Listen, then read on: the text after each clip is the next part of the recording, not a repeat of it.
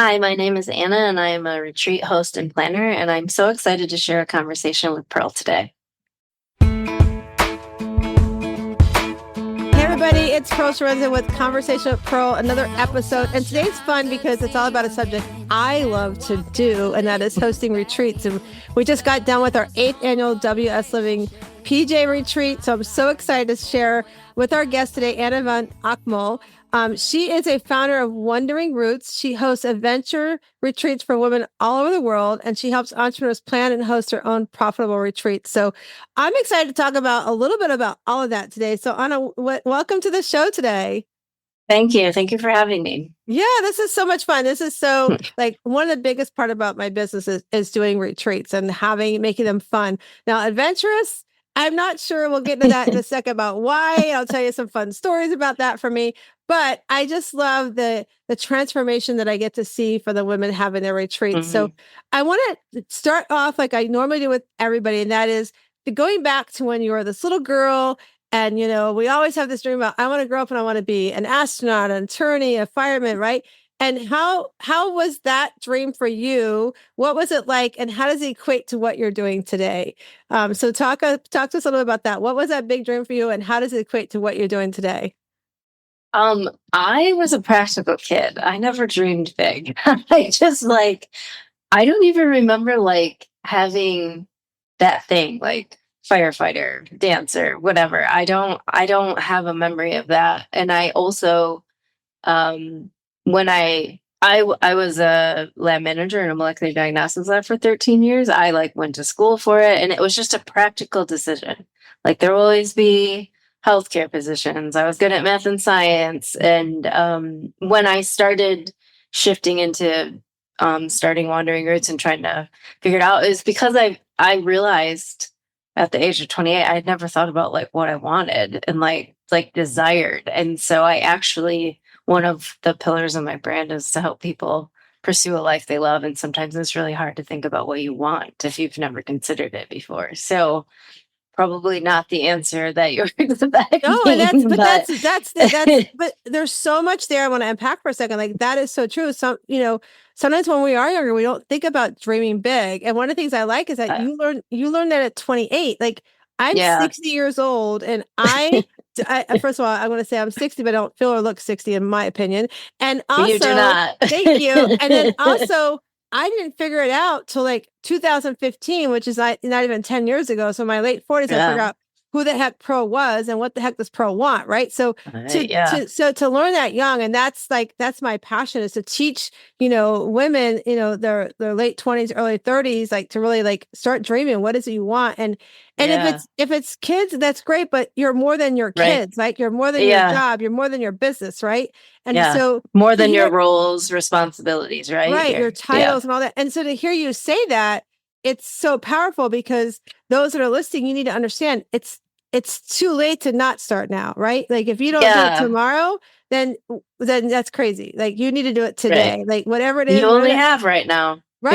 Yeah. You're not promised tomorrow. And if anybody follows my show, most people, if my story is in 2022. I have two amazing boys, but we unfortunately lost our oldest at a tragic car accident in 22. Sorry. So thank you. And so that was a reminder, like you're not promised tomorrow. So get off your butt if you're listening to us right now. And what is it you're waiting for? Like, why are you sitting on it? And I love that you're doing that. So tell us about that journey of because you went to school for all this. Like the big thing too that happens, I see when I work with clients, is that the people they're surrounded about, they don't understand why they're making such a big change. Oh, you went to school for this, but you're doing that, or you worked all this time doing this, but why are you going to go do that? Right. Or why are you going to go open up a business? Like, so tell us, what was that like for you and walking into the decision, and how was it communicating your needs to others? How was it received?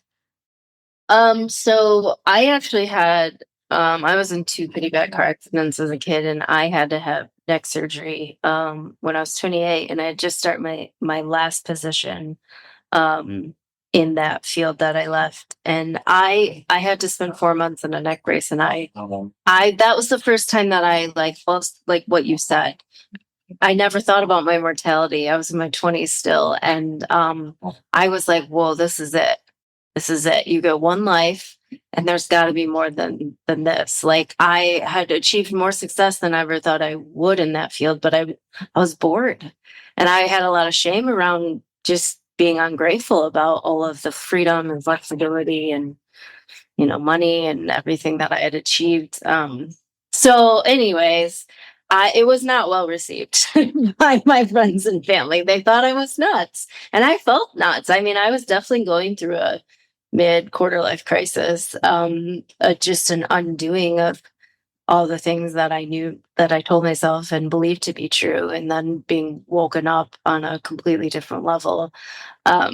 So I ended up starting to sort of, when I started thinking big and thinking about starting my own company, and initially I started a landscape business with my husband because he had been in the field for a really long time.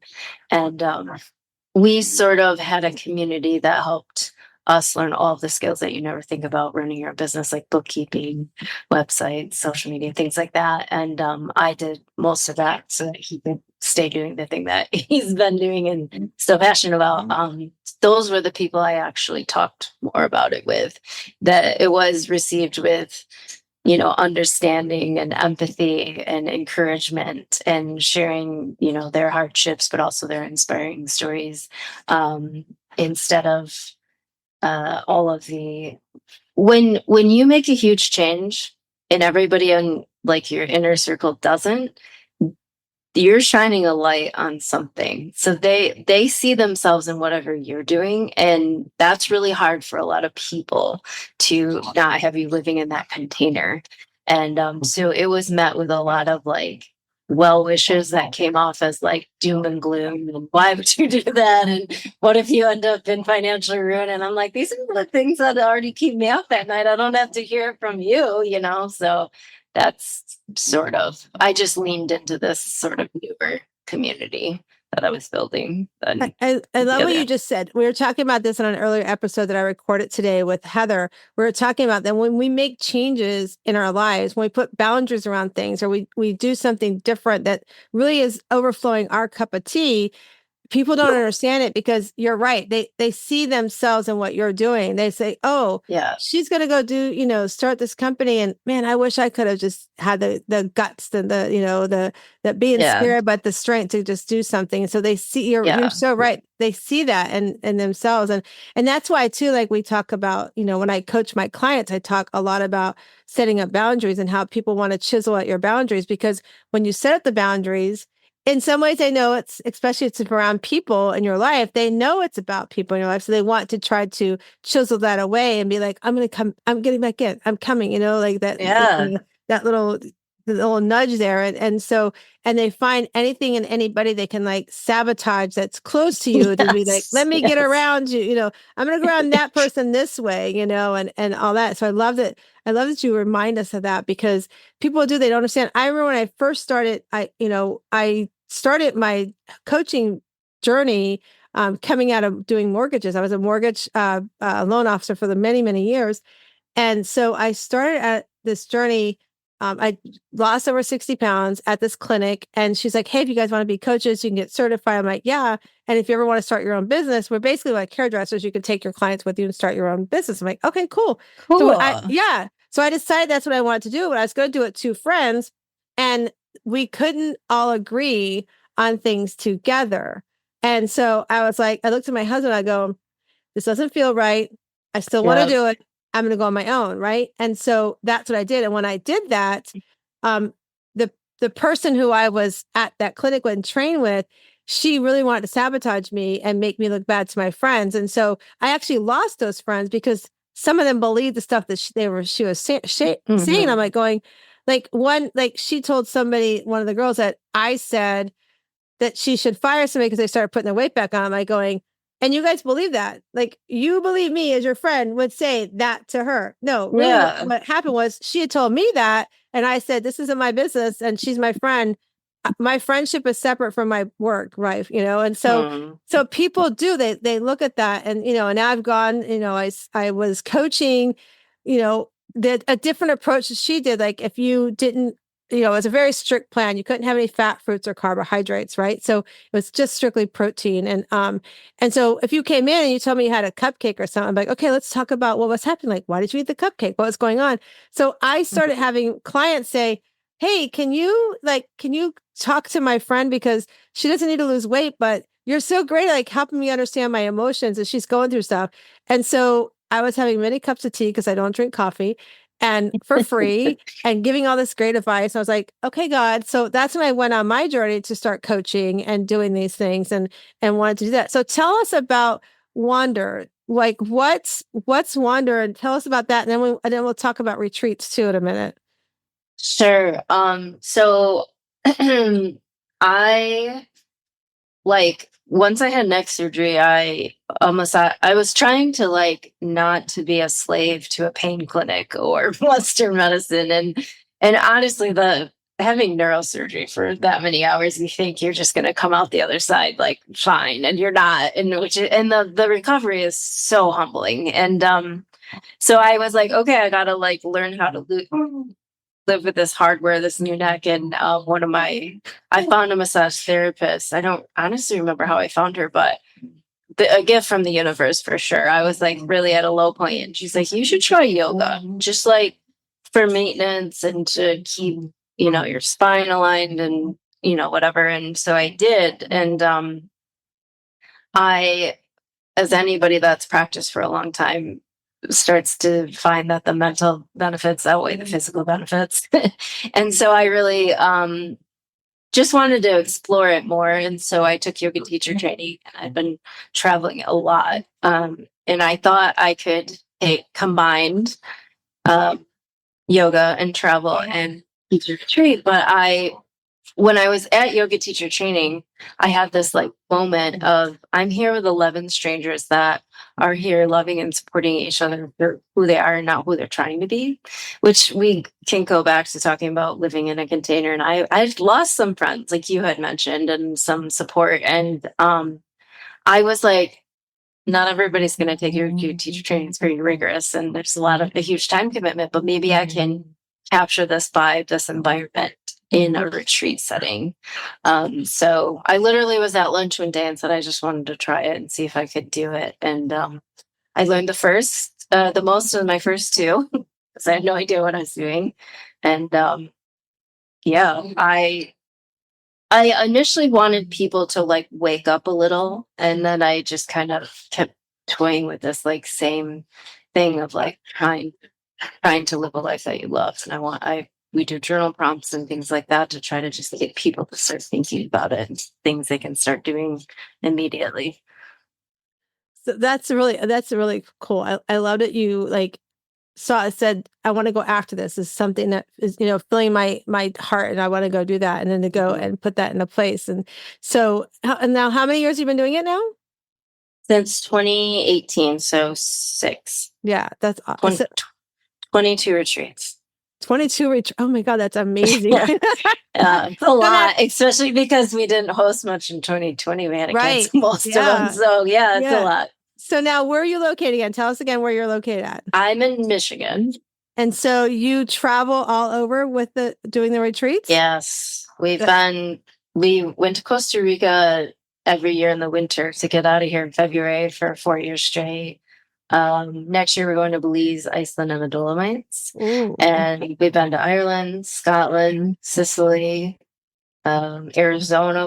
We did Olympic National Park in Washington. We've done a couple of domestic, but mostly we go international. And then I started Banff National Park. I started mostly just heading into northern Michigan. It's 3 hours north of where I am, and it's beautiful. And just doing Thursday to Saturday shorter offerings to start. So tell us about your retreat. So they come. So do you do it by yourself? Do you do it with other people? So every retreat that I've hosted, I've had my 2 best friends with me. One is a photographer who helped me pick branding photos and do my website and logo. And when I had this idea to do the first one, she's like, I'll just go with you. And I was like, cool, I have no idea what I'm doing. And we found out that it was a really awesome way to say, you could leave your phone at home and truly disconnect. And check out and things, and then have a professional take your photo, because she was there to take pictures of the landscape and send the galleries anyways.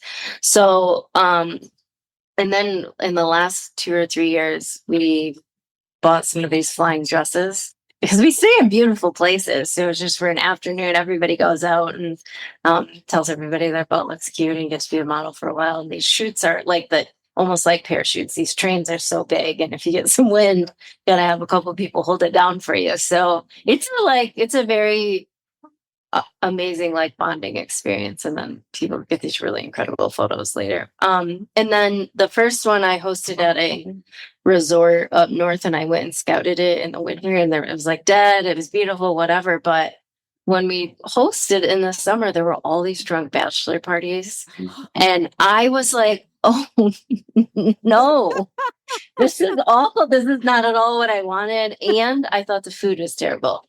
So after that one, I decided I wanted them all to be really private and secluded. And I wanted my own chef, because I wanted, people also have a lot of anxiety around food restrictions and allergies. So anyways, Abby's been on everyone's second one.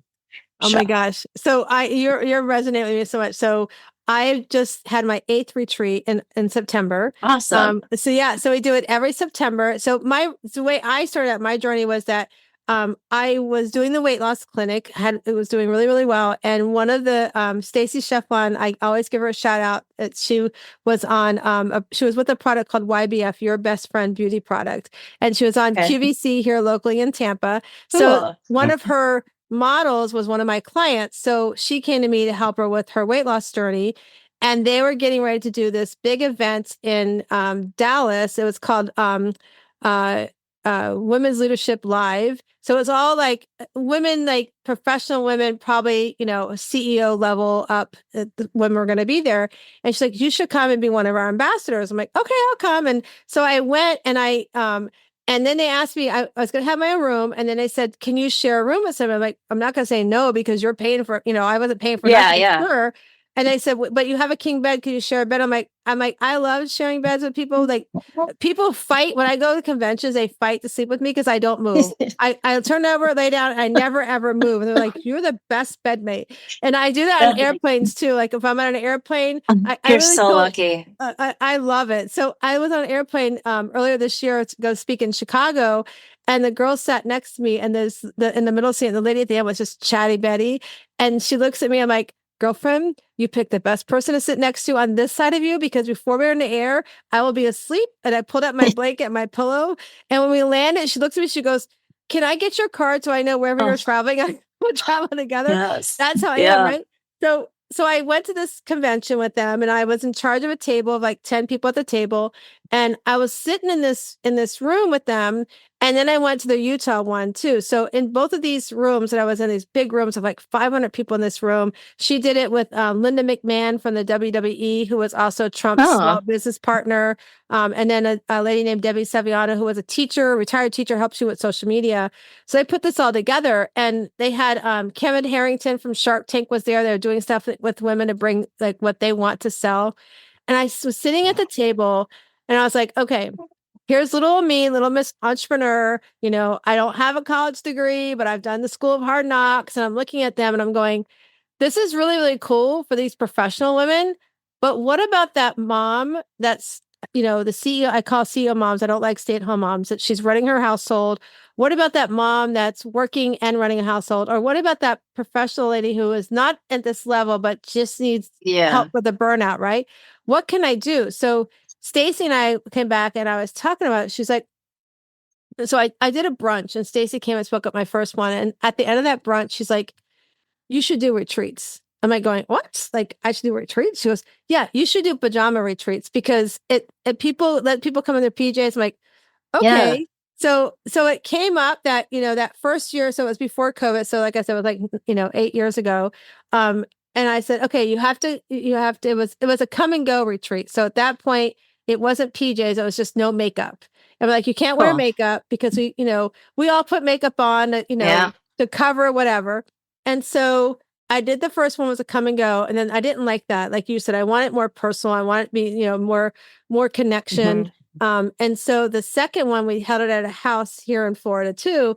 and that was great. And we did pajamas. You could order, you brought your own pajamas at that point. And then the third one, I was like, I want to do something different. So we did one more beach across the state in Florida, but it was a bad situation. It was during COVID. So remember, Florida opened up before everybody else. And the house we got to, somebody had what when Florida we were calling them COVID parties. People would come from other states, have a big party, and and spread COVID amongst each other. So we end up having to get backup house. But so, here we are 8 years later. We did a mountain, but we're finding the beach is like the best thing for us. Like it's just a good fit, right? And so we literally this year we had a house right on the beach. This is my first year too that I got a chef. And my husband said to me when I came home, he's like, you will never, ever do a retreat without having a chef, because I came home with no food. I used to come home with tons of food because I was always overbuying, right? And so, and then we always have yoga at the retreat, right? We always have somebody doing yoga. And this year, our yoga instructor was very unique. She won't be our yoga instructor again. It was a very, when you do these things, like you said, you put the right people in the room. So I've grown from having like 10 people at my retreat to 25 people now at my retreat. Wow. Good for you. Yeah. And I have ambassadors now. So, everybody has a role, because my third retreat, my really good friend, Pam, if she's listening to us, I always tell her thank you and shout out to her. And again, before COVID, you had to sleep with somebody you didn't know. So you might have come with a friend, but you're not going to sleep with your friend. But since COVID, we let you pick who you want to sleep with. But, she sat in bed with me and she's like, come on, girlfriend, you're sleeping with me tonight. We got to talk. I'm like, okay. So she was watching me run around being host, being cooked, being all these things, and she's like, you can't do this. You have to get people to help you. So that's where we came with the ambassadors. And I've gone from a stupid cheap price that I didn't make money on to what my retreat should be now. And people tell me I should be more than, we're at 24, almost 27.97. People said your retreat is worth 5,000. I'm like, no, I feel my sweet spot is right here for right now. It's like, you have to do the things you want to do. Right. So, So like you said, with the retreats, I want them to unplug. Like, I love when you talk about having a photographer. So I have a photographer, and now we do you can buy a mini photo shoot. Like, we do take pictures. Oh, cool. But if you want to buy a mini, because my photographer, we work out a deal, but I want her to make money. So we do mini photo shoots, and she's so phenomenal. Like, she's just amazing. And then we do these group things and everything. So we make it a lot of fun. And like I said, this year we added a chef to it. And so tell us about now, the part that I don't have is the adventurous part. And let me tell you, I told you I was going to tell you about that. So I have a fear of heights. So when we did our retreat in Destin, Florida, there's this outdoor, like, kind of amusement park kind of thing. And they had an outdoor zip line thing. And I was like, I've never zip lined. They're like, come on, Pearl, you're going to go zip line. So I did it, right? And everybody's telling me, that was the easy one. That wasn't very high. You need to go to the mountains, and you need to go over a mountain. I'm like, yeah, I don't know that I'm going to be that adventurous. You gotta know. I mean, I don't have anything to prove, and I don't want my guests to feel that way either. But I think the magic happens when you step outside of your comfort zone, but you shouldn't be in debilitating, like breathing in a bag. Right. Type of fear. There's a difference. I'm like, I might do it. I'm like, my first goal was to learn how to swim. I used to be a swimmer on a swim team when I was in school, when I was much younger, and I almost drowned, and my parents didn't do the right thing. They didn't throw me back in the pool. So I'll get in the water as long as my feet touch. So all the girls are like, you won't go in the deep end of the pool because you can't swim. I'm like, I can float, and I can. They're like, they're like, it's a fear thing. So I have made a commitment to them that by next year I will learn to swim, and that will amazing. That will be my fear. That'll be my adventure thing. So, but tell us, because I know one of the things you talked about is that you do help people host retreats. You do help them like make profitable retreats. So tell us about some of that too. Like, why take from what you're doing and now also create something for others? So in the beginning, I got asked a lot if I would help people plan theirs. And I said, no, I don't know what I'm doing. I'm still figuring it out. And then I side hustled Wandering Roots for the first 2 years before I quit my corporate job. And I quit in end of October 2019, only to have to cancel all of my retreats in 2020. So I was like, okay, was a test, and the universe just gave me some space to create these services that I keep getting asked about. So right now, I'm almost doing more of that this year. I took a partial sabbatical this year because I turned 40 and I wanted to do my own trips. But it's been two things. One, I love it. I like it's like this. Like I get to hear why they started and why they first hosted a retreat. There's always an interesting and fun story. And you could just treat for anything. Like I've had a food photographer, a psychic medium, actress, time masseuse. I mean, just so many walks of life, like just very different fields and things. And a lot of people are like super passionate about the content they want to share, but don't want to do the logistics. And like that's my favorite part of spreadsheets. I like seeing the whole thing come together.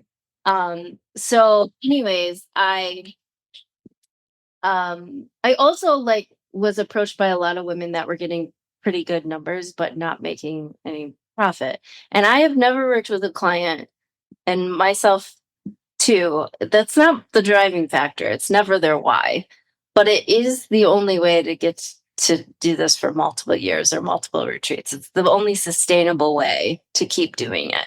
And a lot of people either burn out quickly or just do one and get discouraged and stop. So I want to like fix that because I think there is it's really sad to see people so passionate about the content they want to share and just give up. So anyway, so I we basically most people come to me with a draft itinerary and I'll give some like coaching or sort of share my feelings and talk through if like I think it's either jam packed with too many things and your guests are going to be exhausted or you're going to be exhausted and you need to hire some more help. And then we pick a location and I have a directory of co-hosts that I've either worked with or hired out and had a lot of success with because I think they're very valuable to your experience. And then I make a massive spreadsheet with 3 different venue options and all the overhead expenses. And I incorporate my costs, everything you could ever think of, your profit, help you set your ticket prices.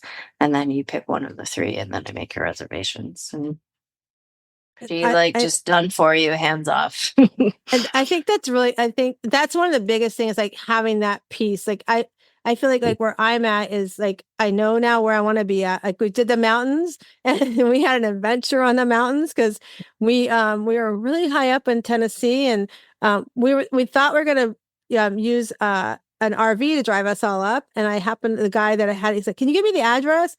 I'm like, sure.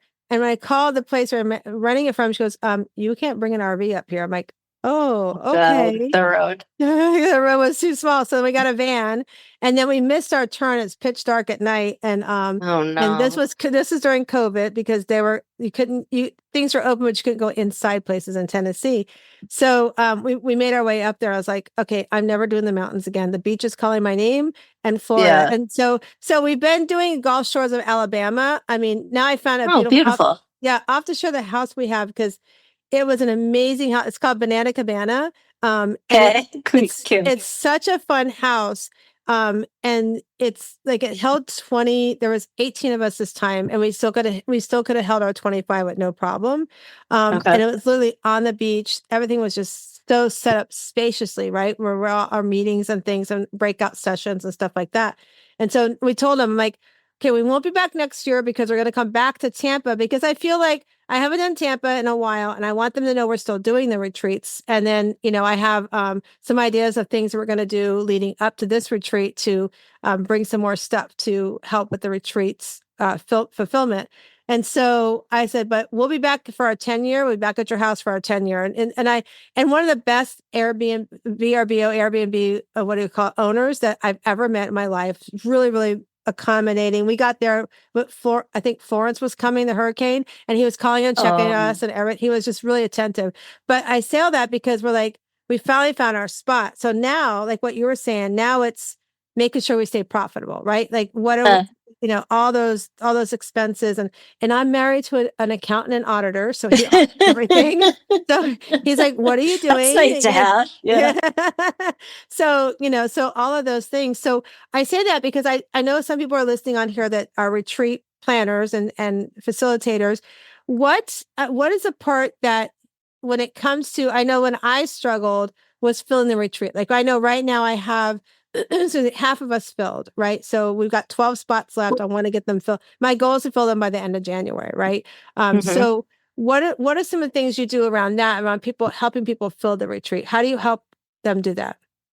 So we talk a lot about like a time frame. So a lot of people want to like skip to the good part and do it immediately. But I think 6 to 9 months is a really good amount of time to give yourself.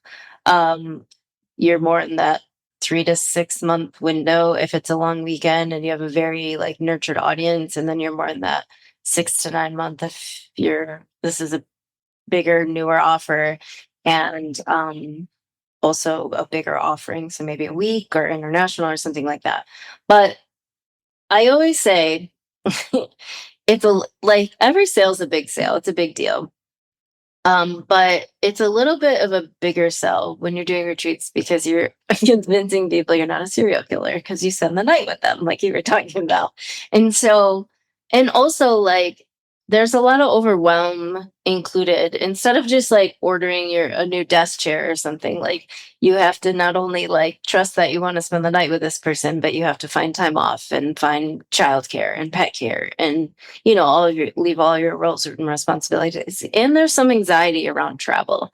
So knowing what your biggest pain points are for your clients, one, and knowing about how much time they need is also a better thing. You don't want too much time though. You don't want over a year because people will forget about it. They'll just be like, well, that's so far out there. I don't have to, I'll do that later. And then they'll never do it. So, and then you talk about it before it's ready. Like share behind the scenes, create excitement.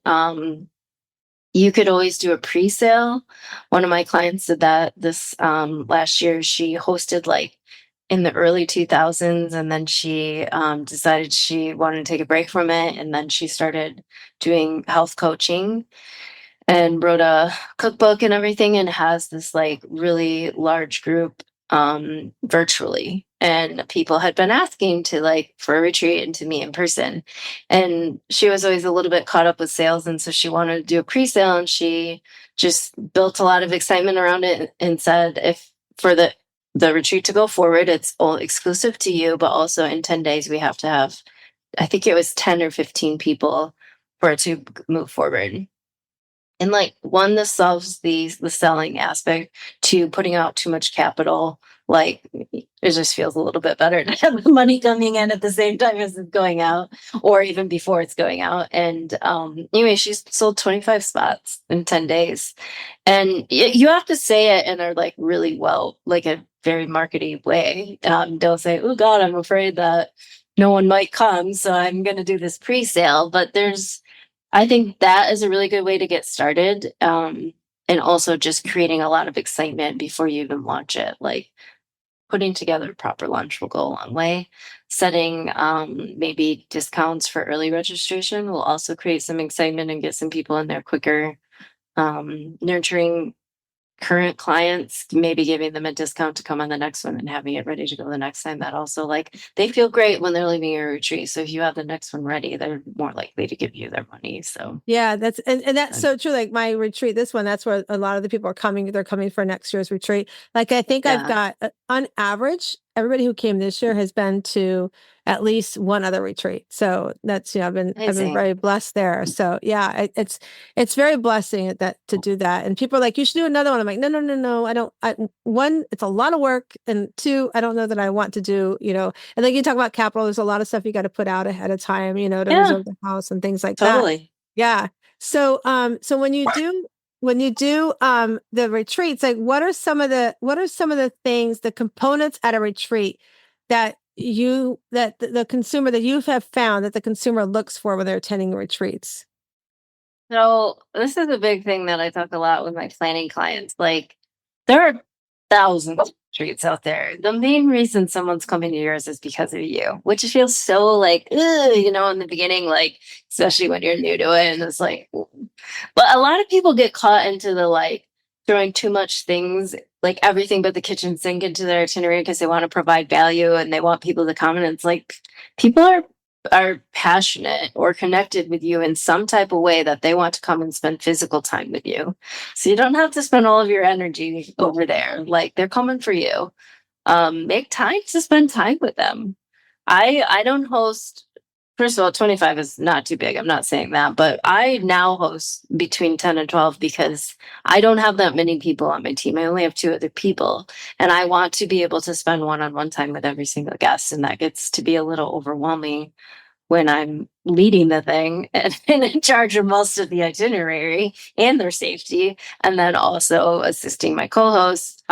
So I've actually started hiring drivers lately so that we can spend time chatting in the car because I am somebody that cannot multitask when I'm watching my GPS. I just need to drive. So That's the one. yeah, That's the one thing I can do is multitasking that. So we usually like when we go out of state, I do rent a van because I yeah, pack. I have things here, so I pack everything. In fact, my closet, my office is actually a bedroom, so my closet here it's got all my retreat stuff in there, and Mike's.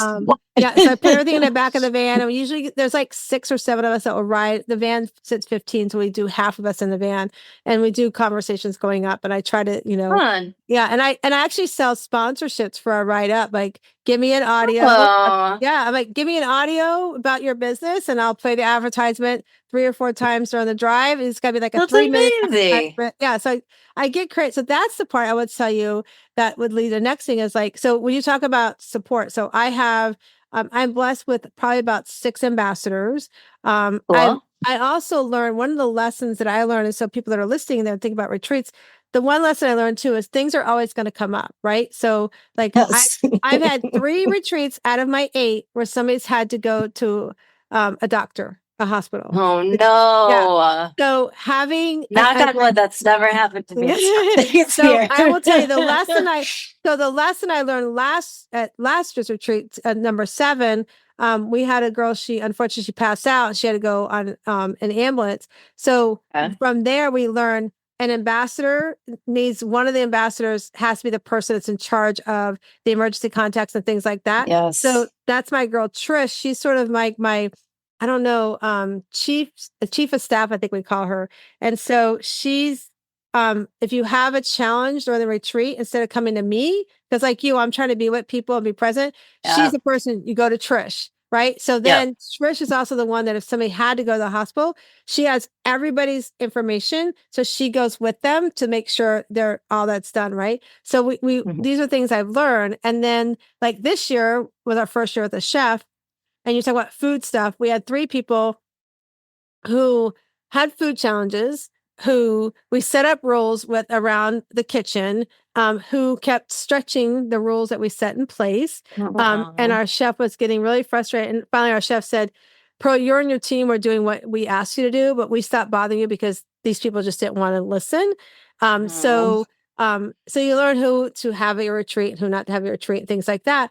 But um, one of the things she said, but if I had had somebody could always be that go-to. So then we said, okay, we need an ambassador. We used to have a kitchen ambassador because that person was in charge of making the meals before with teams of attendees. So we're like, okay, we'll go back, have that person, but that person's just to be there for the chef, whatever they need, right? The So liaison, we've yeah. learned those things. My decorating ambassador, I have somebody who does all the hanging up the decorations. I bring it, but I don't have the vision. So they do all that. So I've over the years I found these roles that they help me, right? And so Hmm. the other thing too that it's done for me by having ambassadors is their eyes seeing it differently than I see it, and they give me Mm. feedback, right? So like Trish, who I just love Trish to death. She's our pure romance Oh, self-care ambassador. fun. So it's funny because the first 2 years that she came, we had her do a presentation, right? And everybody has funds with all these fun Yep, toys and things toys. like Yep. that. So nobody's really hit her in the education piece. So this year we decided make a breakout session where she's teaching, and that evening she's showing the piece, the different Cool. stuff. So it worked out amazing. And that came from Trish. Trish also said, so we do breakout sessions too. And one of the things for me at breakout sessions is I want to make sure everybody goes to a breakout session. So we used to do 3. This year we just did 2. And then we split the group in half. So it'd be like 12 and 12. So they said, what if we do breakout sessions 2 days in a row and split the half and half more. So they're small, intimate. We did that this year. It was so amazing. Like you found more people open up in a small group, even though like you have 11 people, you're still shy. And so it's really cool to watch some of those people who I won't call out names, watch them grow and be like, oh, I think I can ask a question, right? It's like, oh, I'm comfortable to ask a question. So it's really cool to see that. So those kind of things, having ambassadors has been a big benefit for me. So if I can just say to you, like having more than, like, I would say at least almost like a quarter, maybe a little bit less than a quarter of how many people you have for ambassadors. That's actually mine too, like 1 to 4 ish. Yeah, I exactly. like that. Yeah. So it works out really, really great. So, so one of the things too that I talk about, you help your clients with is like building, a revenue from it, right? So what are some of the things at retreats? You talked about the agenda, like not making sure it's on agenda. And last year, that was the feedback we got too. They said, Pearl, your agenda was too jam packed. Like we didn't have free time. We were on this beautiful beach and we couldn't go on the beach, right? I'm like, okay, so again, going back, so having those ambassadors and being open to receiving what they share was really important to me. So this year, when we split up in twos like that, 2 days of breakouts, one group that wasn't in a breakout sessions, they actually got like almost 2 hours out on the beach. So, and then the next day we reversed it. So they got that, we were able to fulfill that need that we thought we were missing. And I have to tell you, it was the original thought of what I wanted my retreats to look like. It was so beautiful, right? So in thinking about that, like thinking about for those that are listening to us, it's like, man, I really want to do a retreat. This is really good information they're sharing. When you look at like the schedule, what are some of the things you advise your clients to do when they're packing up that calendar for during the retreat? So like we arrive on Thursday evening, we go all day Friday, all day Saturday. We do a morning. We do a really cool thing at ours. We do a makeover.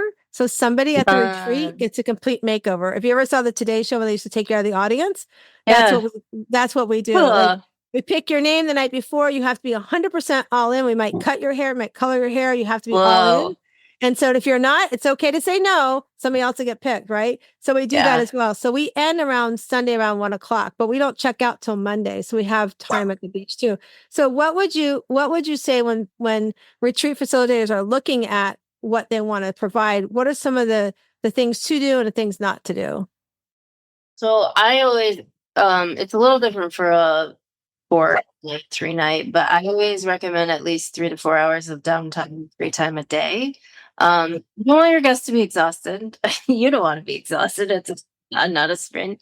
And like, also there's a large group of people that are introverts and just need that time where they're not being spoken to or having to, to speak at anybody. For a day, 3 night, I'd probably say at least 2 hours because you don't have as much time together. But just like you said, you pay so much money to stay in a really beautiful home, and then you don't even go outside and enjoy it because you're just doing all these things all the time. Be super upfront about what to expect if you're going on a physical excursion.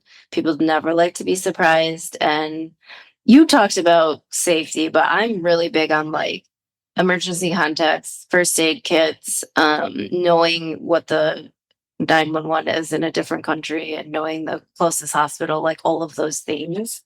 And then having pretty big intake forms, knowing people's limitations and allergy, like physical limitations, but also dietary preferences and restrictions, because you don't want anybody to get sick on your behalf. And having, like you said, somebody appointed to go with them. But I also believe that asking for help is the gateway to living your best life. Like you were saying, the more ambassadors you have, the better your experience got. So I don't believe in ever hosting alone. I believe in putting free time in your itinerary and always consider safety. It's one of the things that's often overlooked, unfortunately, and then you're going to be in crisis if you don't consider it ahead of time. And then, like you said, so many unexpected things happen. So just maybe like writing down a few plan Bs before you go. Weather is a huge one. It's especially if you're planning on doing even workshops outside, having just an alternative location for that, or being able to potentially switch some of your excursions if like one day is torrential downpour and you can't, I don't know, go ziplining or go on a boat or go hiking in the rain. Sometimes it Yeah. feels good when it's hot out, and maybe just switch those couple days. So Yeah. things like that, I would This say is most people great. don't consider. It's so cool because I'm like going, oh, I do that. Yep, I'm doing that. Yep. So it's like, and the emergency, like I do like what do you call it? I do a photo release. I make sure I have all those things, like Yes. you said. I have all those Liability is releases a in. big Yep. thing. Yeah. I do a release on. I also do a one on payment and reimbursement Hmm. and refunds and things Hmm. like that. So, and I'm so glad I did that Cancellation. because I have had a situation where somebody asked me after they got home for the retreat for a refund, and I was like, Oh and so no. I had to pull out their thing and show, and do Yep. that. But those are the things that will happen. I mean, I'm doing 8 retreats, it's bound to Yep. happen sooner or later, right? But I love this information. This has been such great. I'm just looking at the time, like, oh my God, our time's flying by. This is such great information. So for those that are listening, if they're looking to plan a retreat, right? So where can they reach out to you? Tell everybody how they can reach out to you. Yourwanderingroots.com. There's a whole page on retreat planning services. And I always just book a Zoom like this, a 30-minute consult, just to see. You will be able to tell in the first 5 minutes if you want to work with me or not. And and if we're a good fit, it's not always the case. So I love that. And who would not want to work? You're so personal. This is thanks. like I said, this conversation is like, I'm just looking down, like, oh my gosh, it's almost time to end here soon. So tell us, I always like to know, what is, I feel like you shared at the beginning about your Shiro story about sitting on that, having, after going through surgery and sitting there and realizing that you weren't on the journey you wanted to do. What's your, other than yoga, what's your other favorite self-care thing you love to do? Travel. Travel. Combine both of my two favorite things in my career, but travel. It doesn't even have to be a 10-day thing to Italy. Like even just renting a cabin in the woods north of Yeah. here, just getting away from starting a load of laundry, just getting out of your environment. Yeah. I love that. I Being love doing staycations. I'm in Florida, so I Yeah, got so many beaches. So I love yeah. doing a staycation and making a working one. I don't know what it is, but I feel like I get so much more done. I mean, it's I like, can why can't I write. do this at home? Yeah. Like, Like I can write a lot when I'm away for some reason. yeah, It's like almost that uninterrupted. It just can noise. like, yeah, Yeah. I think you're And it's right. funny. It's like none of our kids aren't home anymore. It's like that uninterrupted quiet noise Yeah, too. It's like, it's just that noise yeah, that's in the house. Like, oh, I got to go do this. Like those noises, things that have got to get done. So I think that's so cool. totally. Yeah. So we'll make sure we put in the show notes how to reach out to you and everything. And I did for one about our cards. So we're going to Oh do our yeah. cards. And so and tell me when to stop shuffling and I'll read your cards for you. Okay, here we go. Okay, when? Okay. So your card says, what am I missing? What are you missing? Ooh, Uh, These are deep cards. what am I missing? So I actually this whole podcast thing has been a new like journey for me. I'm trying to get off social media and try a new avenue.